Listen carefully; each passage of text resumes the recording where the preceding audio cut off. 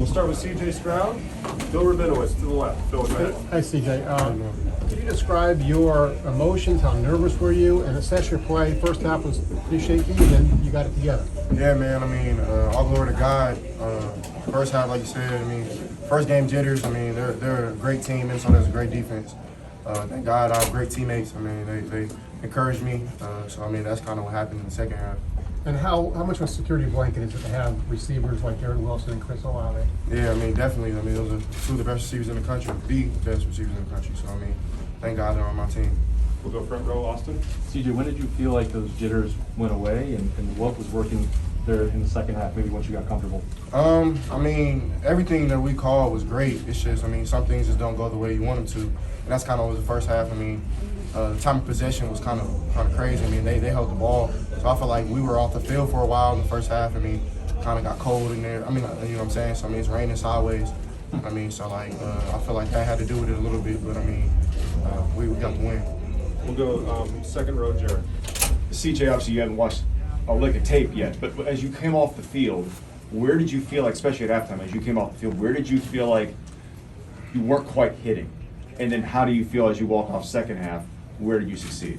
I mean, in the game of football, you have your ups and downs. I mean, everything doesn't go the way it's supposed to. I mean, I felt in the first half, I just, my mind wasn't right. I mean, I was kind of all over the place a little bit. So, I mean, talking to my teammates, praying a lot, just trying to lock back in. And, I mean, I don't feel like I did terrible, but, I mean, I definitely didn't do as best as I could. Vision, like No. finding guys? No, Do you sir. feel like you did okay there? Yeah.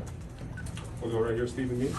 CJ, kind of to that point, I mean, the pick, can you just take us through what happened there, the miscommunication with Chris Olave? Yeah, man. The look that we thought we were gonna get, we didn't get. Kind of forced it on my end. Should have just handed the ball off, but I mean, like I said, things in football happen like that sometimes. So we went through perseverance in this game, a lot of adversity, and we ended up coming out with the dub. You're talking basically you had to settle down. Exactly. Like what happened? Like, did it take till halftime? Did it take the second quarter? When did you kind of see yourself settle down and say, okay, I'm here now. I'm in the game. Yeah, I mean, I feel like right when I came in the locker room, everybody was encouraging me, telling me that I can do it. My teammates have belief in me, and I mean that was the biggest thing. We'll go right here to Rob All. Have you heard from coaches that you don't have to win a game, that you've got these weapons and you just have to get them the ball? Is that part of the mindset that don't do too much? I think you just talked about that a little bit. I mean, yeah, I mean, I have great teammates, but I think I'm a great player too. I mean, maybe the first half didn't show that, but I know I did my best in the second. And I feel like I did really good in the second. I mean, like I said, in the game of football, you have ups and downs, and they believe in me, you know what I'm saying? So they put me in a situation to get them the ball, and I mean, that's a big opportunity for me. That's a big task, so I feel like I did that. Did the game plan change at all for you? Coaches try to simplify things or just get it, you threw a screen pass or a swing pass there, I know. Anything change game plan wise? No, sir. Coach Day, I mean, he told me no matter how I'm playing, good or bad, he has trust in me. He believes in me. So, I mean, just having a head coach like that, I mean, it's a blessing from God. And he's a great man for that. All the way in the back, Clay. CJ, how big a lift was the play by Zach Harrison and Haskell Garrett to go up 10 points right now? Yeah, that was an amazing play. I mean, not even just that play, this whole game. They definitely had a great impact on this game and getting this win.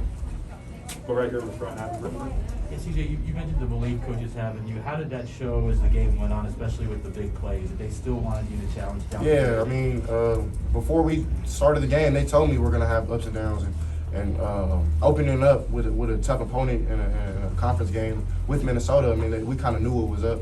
We knew that we might have some first half trouble, and we all came together, and that's why we call each other a brotherhood. We'll go Bill Landis right behind him. CJ, Coach Day said a couple of times that one of the things you liked about you during camp was that when you did make mistakes, you seemed to learn from them, you seemed to bounce back in a positive way from them. Do you feel like you kind of put that on display tonight, not playing maybe as well as you wanted to in the first half? Yes, sir.